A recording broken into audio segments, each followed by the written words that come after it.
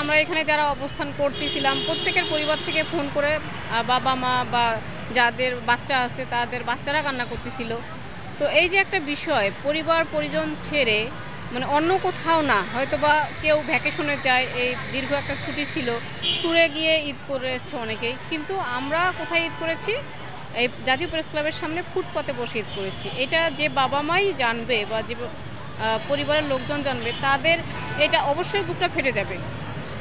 সেক্ষেত্রে যেখানে আমরা পরিবারের লোকজনের সঙ্গে আনন্দে ঈদ উদযাপন করতাম, সেখানে আমরা মানে খুবই কষ্টে এখানে ঈদ উদযাপন করেছি। মানে ঈদ তো আসলে উদযাপন না, আমরা কষ্টে দিনটা কাটিয়েছি।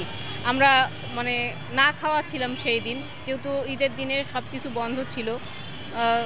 এই যে আমাদের একটা কষ্ট, আমরা ভেবেছিলাম যে ঈদের আগের দিন অন্ততপক্ষে, যেহেতু এখানে এসএসএফের লোকজন এসে আমাদের দেখে গিয়েছে, তারা শিওর হয়েছে যে আমরা ঈদের রাতটা এখানে কাটাচ্ছি। তো তারপরও তারা মানে জানার পরেও কেউ আসেননি আমাদের সঙ্গে যোগাযোগ করার জন্য, বা এই জিনিসটা তো বুঝাইতে পারতেন যে অন্ততপক্ষে আজকে তোমরা যাও, ঈদের দিনটা আমরা দেখি, আমরা আলোচনা করি, আমরা তার পরবর্তীতে তোমাদেরকে জানাবো, এরকম কোনো কথা বলেনি। তো এই যে আমাদের প্রতি আমাদের ঊর্ধ্বতনদের নির্দয় আচরণ, এটা খুবই দুঃখজনক। আজকে আমাদের সামনেই, আমরা এখানে আজকে 19তম দিন আমরা শান্তিপূর্ণভাবে অবস্থান করেছি। তো এখন আমাদের সামনে আজকেই আপনারা দেখেছেন যে এনটিআরসি নিবন্ধনধারী যারা, তারা 1 থেকে 17তম, তারা আজকে এখানে কঠোর অবস্থান করেছিলেন। তো তাদেরকে সচিবালয়ে তাদের প্রতিনিধি ডাকলেন, তাদের সঙ্গে আলোচনা করলেন, এবং দেখতে পাচ্ছেন যে তারা এখন নাই, প্রেস ক্লাব ছেড়ে চলে গেছে। তার মানে তাদের সঙ্গে একটা সমঝোতা হয়েছে। আমরা এই যে এখানে শান্তিপূর্ণভাবে অবস্থান করতেছি, এই জিনিসটা আমাদের সরকার আমাদের প্রতি সদয় হননি। মানে তারা চাচ্ছেনই হয়তো বা যে আমরা হার্ডলাইনে যাই, আমরা কঠোর অবস্থানে যাই। একটা কথা আছে না যে আপনার সোজা আঙ্গুলে ঘি উঠে না, আঙ্গুল বাঁকাতে হয়।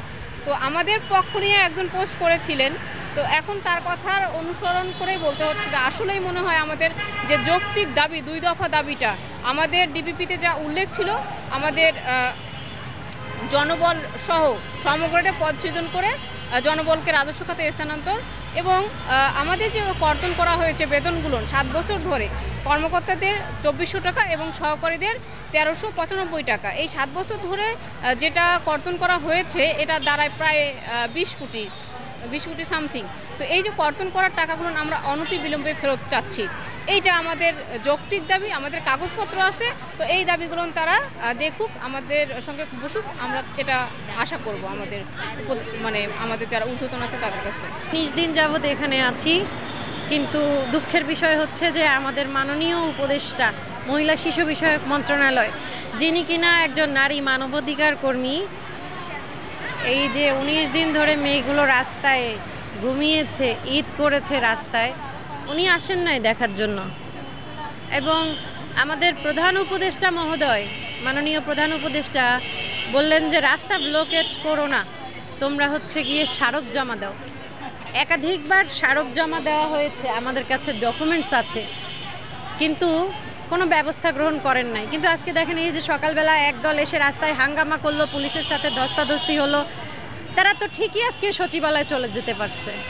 তার মানে দিন শেষে ওইটাই সত্যি যে আসলে দুনিয়া শক্তের ভক্ত, নরমের জম। যেদিন এসে আমরাও রাস্তার মাঝখানে হাঙ্গামা করবো, হয়তো বা সেদিন সরকারের তরফ থেকে কেউ না কেউ আসবে আমাদের সাথে কথা বলার জন্য। আমরা কিন্তু যমুনায় যাওয়ার আগে এইখানে 4 দিন আমরণ অনশনে ছিলাম।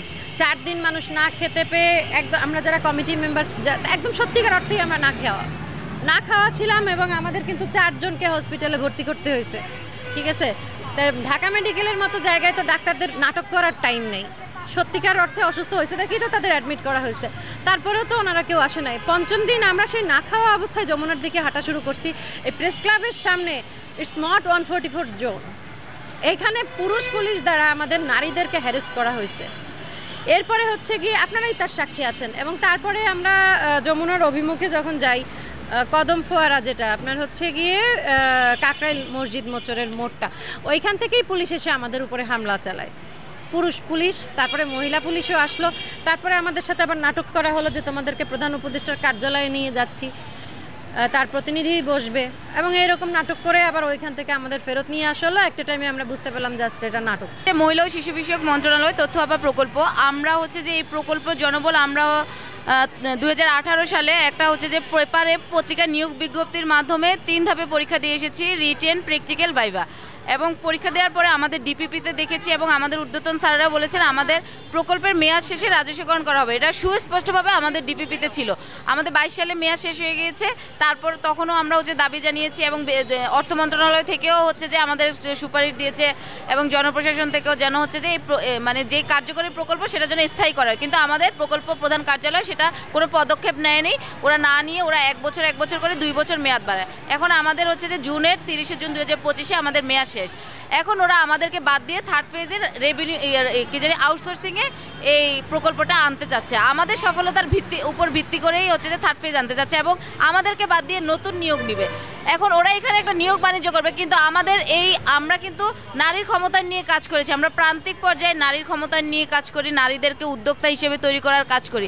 এখন আমাদের এই প্রায় 2000 জনবলকে ওরা হচ্ছে যে বেকার করে দিচ্ছে, নারী ক্ষমতায়ন নিয়ে কাজ করা এই জনবলকে বেকার করে দিচ্ছে। এই দাবিতে আমরা এখানে বসেছি যে আমাদের ডিপিপিতে লেখা ছিল যে আমাদের প্রকল্পের মেয়াদ শেষে আমাদেরকে পদ সৃজন করে রাজস্ব খাতে স্থানান্তর করা হবে। সেটা হচ্ছে যে আমাদের 1 নম্বর দাবি, আমাদের রাজস্ব করতে হবে। 2 নম্বর হচ্ছে যে এই রাজস্বের আশ্বাস দেখিয়ে আমাদের যে সাকল্য বেতন প্রকল্পের যে সাকল্য বেতন হয় যে 27,100 টাকা, সেটার থেকে আমাদেরকে হচ্ছে যে কী করতো 24,700 টাকা করতো। এই 2,500 টাকা ওরা হচ্ছে যে সেই 2019 সাল থেকে আমাদের কেটে নিয়েছে 7 বছর ধরে।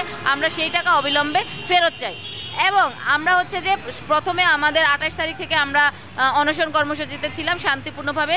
তারপরে 5ম দিন আমরা 1 জুন আমরা হচ্ছে যে যখন দেখতেছি আমাদের ঊর্ধ্বতন কেউ আসেনি, তখন আমরা যমুনার অভিমুখে রওনা দিতে আমরা প্রেস ক্লাবের সামনে প্রথম দফা পুলিশ দ্বারা বাধা শিকার হই। এরপরে আমরা হচ্ছে যে দ্বিতীয় দফা কাকরাইল মোড়ে বাধার শিকার হই এবং মারপিট করে আমাদের মহিলাদের উপরে হচ্ছে যে পুলিশের বুট জুতা দিয়ে মারে, মহিলা পুলিশ দোনো পুরুষ মিলে আমাদেরকে মারে। এবং হচ্ছে যে 3 দফা আমরা হচ্ছে যে মোট কথা 3 দফা আমরা হচ্ছে যে ওই দিন পুলিশের মায়ের এবং বাধা শিকার হই। তো তারপরও আজকে 19তম দিন আমরা ঈদেও দিনে রাতে এখানে ছিলাম। আমাদের দিকে আমাদের কর্তৃপক্ষের কেউ আসে নাই এবং সরকারের পক্ষ থেকেও কেউ আমাদের সাথে যোগাযোগ করতে আসে নাই। তার মানে কি নারীর ক্ষমতায়নের নামে বাংলাদেশে কি নারীদের অবহেলাই চলছে? এটাই তো প্রমাণ নাকি? আমরা আজকে 19তম দিন নিয়ে অনুসরণে ছিলাম প্রথম 5 দিন, এরপর থেকে অবস্থান কর্মসূচিতে রয়েছে। আজকে আমাদের 19তম দিন। আমাদের দাবি মূলত 2টি, সেটি হলো যে আমাদের রাজস্ব খাতে পদ সৃজনপূর্বক রাজস্ব খাতে স্থানান্তর করা এবং আমাদের যে রাজস্ব খাতে স্থানান্তর করার আশ্বাস দিয়ে যে বেতন কর্তন করা হয়েছিল এবং আমাদের অন্যান্য বিভিন্ন সময় বিভিন্ন ভাতা কর্তন করে রাখা হয়েছে সেটা আমাদের অবিলম্বে ফেরত দেয়। এই 2টি মূলত আমাদের মূল দাবি। এবং আপনারা জানেন যে আমাদের এই তথ্য আপার প্রকল্পটি প্রথম পর্যায় থেকে যারা আছি তারা প্রায় 13 বছর হলো কর্মক্ষেত্রে যোগদানে আসেন এবং আমাদের দ্বিতীয় পর্যায়ে আমরা যারা ছিলাম তারা 7 বছর হলো কর্মরত রয়েছি। এবং আমাদের এই প্রকল্প বিভিন্ন সময় মূল্যায়ন করা হয়, মধ্যবর্তী মূল্যায়ন করা হয় এবং মূল্যায়নকারী যে প্রতিষ্ঠানগুলো ছিল তারা আমাদের একটি প্রতিষ্ঠান আমাদের এই প্রকল্পের 98% সফলতার কথা বলেছেন এবং আরেকটি প্রতিষ্ঠান 90% আমাদের এই প্রকল্পটা সফলতার কথা দেখিয়েছেন এবং আমাদের প্রকল্প রাজস্ব খাতে স্থানান্তরের জন্য তারা সুপারিশ করেছেন। পাশাপাশি আমাদের হলো অফিসটা হলো উপজেলায় এমন একটা অফিস যে অফিসটা শুধুমাত্র নারীদের নিয়ে কাজ করে এবং নারীদেরকে একটা উপজেলায় যত ধরনের সরকারি অফিস আছে সকল অফিস থেকে একটা নারী বা একটা মেয়ে কী সুবিধা নিতে পারে, সেই সুবিধাগুলো নিয়ে তারা কিভাবে নিজেদের উন্নয়ন করতে পারে, এই তথ্যগুলো আমরা নারীদেরকে দিই। আমরা আসলে মূলত সেতু হিসাবে কাজ করি। আমরা নারীদেরকে আত্মনির্ভরশীল হওয়ার জন্য কোন অফিসে কোন সময় ট্রেনিং দেওয়া হয়, কোথায় গেলে তারা মেয়েরা কম্পিউটার ট্রেনিং পাবে এবং তাদেরকে ডোর টু ডোরে গিয়ে এবং আমাদের তথ্য কেন্দ্র থেকে বিভিন্ন সময় আমরা স্বাস্থ্যসেবা দিয়ে থাকি এবং এই সেবাগুলো পেয়ে তারা কিন্তু বিভিন্নভাবে উপকৃত হয়। এবং আমাদের উপজেলার নির্বাহী অফিসার, আমাদের বিভিন্ন জেলা প্রশাসক মহোদয়রাও আমাদের এই অফিসের এই অফিসটা যে আসলে একটা প্রয়োজনীয় একটা অফিস হয়ে উঠেছে উপজেলা পরিষদের ভেতরে, এটার মূল্যায়নের জন্য তারা আমাদের জন্য একটা মূল্যায়নপত্র লিখেছেন, আমাদের হেড অফিসে পাঠিয়েছেন যে এই প্রকল্পটাকে রাজস্ব খাতে স্থানান্তর করা খুবই প্রয়োজনীয়। এবং আমরা যদি এখন হঠাৎ করে নাই হয়ে যায় এই গ্রামীণ মহিলারাও অনেক অসুবিধার সম্মুখীন হবে। এ কারণেই কিন্তু আমরা আজকে রাস্তায় এসেছি এবং আমাদের এই প্রকল্পটা রাজস্ব খাতে স্থানান্তরের জন্য আমাদের ডিপিপিতে সুস্পষ্টভাবে উল্লেখ ছিল যে আমাদের 5 বছর পর প্রকল্পের শেষে আমাদেরকে পদ সৃজনপূর্বক আমাদের মন্ত্রণালয়ে অথবা আমাদের জাতীয় মূল্য সংস্থার আন্ডারে রাজস্ব খাতে স্থানান্তর করা হবে। কিন্তু দেখা গেল যে আমাদের প্রকল্পের সফলতাকে ভিত্তি করে আমাদের প্রকল্প অফিস, আমাদের মন্ত্রণালয় এই দ্বিতীয় পর্যায়কে সফলভাবে ক্লোজ করে দিয়ে তারা তৃতীয় পর্যায়ে আনার প্ল্যান করছে, এবং এই তৃতীয় পর্যায়ে তারা বারবার বলে যাচ্ছে এটা আউটসোর্সিংয়ে হবে এবং নতুন করে নিয়োগ হবে। 7 বছর আগে আমি এবং আমার সহকর্মী যারা আছি, আমরা কিন্তু এমনি কেউ এই চাকরিতে জয়েন করিনি। আমাদেরকে কেউ জাস্ট একটা মৌখিক পরীক্ষার ভিত্তিতে স্থানীয়ভাবে কোনো নিয়োগ দেওয়া হয়নি। আমরা মোটামুটি পিএসসির মতন একটা পরীক্ষা দিয়ে 3 ধাপে পরীক্ষায় উত্তীর্ণ হয়ে মেধার স্বাক্ষর রেখে আমরা যে মেধাবী তার পরীক্ষার মাধ্যমে এসেই কিন্তু আমরা এই চাকরিতে জয়েন করেছি। আমাদেরকে মিনিস্ট্রি থেকে, আমাদের প্রধান কার্যালয় থেকে জয়েনিং লেটার দেওয়া হয়েছে। স্থানীয় কারো লিখিত সুপারিশে আমাদের চাকরি হয় নাই।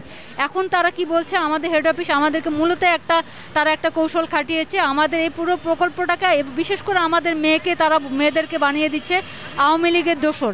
আমরা কোনো আওয়ামী লীগের দোসর নেই। আর আমরা যদি আওয়ামী লীগের দোসর হয়ে থাকি, পুরো একটা উপজেলাধীন এবং জেলার প্রত্যেকটা অফিসে আওয়ামী লীগের দোসর হবে। কারণ আমরা আমাদের যত কাজকর্ম করেছি, আপনারা জেনে থাকবেন যে আমরা মূলত একটা উপজেলা ইউএনও স্যারের আন্ডারে থাকি। আমাদের সকল কাজকর্ম একজন ইউএনও স্যারের নির্দেশনায় করে থাকি, এবং আমাদের যত কাজ হয়েছে সকল কাজগুলো আমাদের হেড অফিসের নির্দেশনায় হয়েছে। এ কারণে আমরা আমাদের যৌক্তিক দাবিতে এসেছি। আমরা কোনো আওয়ামী লীগ না, আমরা গণপ্রজাতন্ত্রী বাংলাদেশ সরকারের কর্মকর্তা কর্মচারী, এবং আমাদের দাবি যৌক্তিক। এ কারণে আমরা প্রধান উপদেষ্টার কাছে আহ্বান জানাবো আমাদের যৌক্তিক দাবি মেনে নিক।